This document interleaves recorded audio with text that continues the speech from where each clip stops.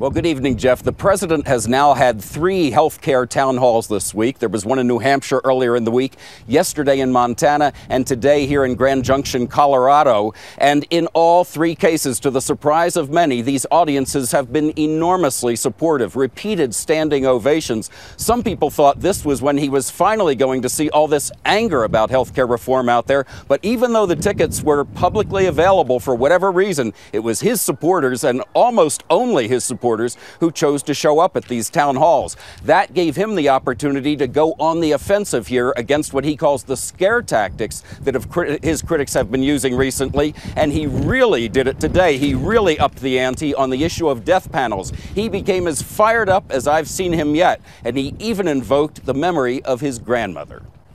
I just lost my grandmother last year.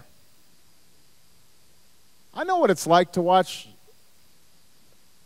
somebody you love who's aging deteriorate and have to struggle with that.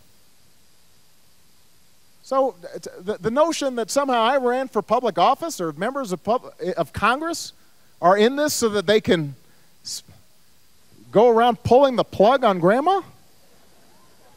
I mean, when you start making arguments like that, that's simply dishonest. The president said scare tactics on health care have been around since the 1930s, when he says FDR's plan for Social Security was called socialism, and again in the 60s when Medicare and Medicaid were called socialism. He says this is not socialism, and he's still confident. He said that this will be signed into law, a health care reform plan, by the end of the year. Jeff? Chip Reid joining us this evening from Colorado. Chip, thank you.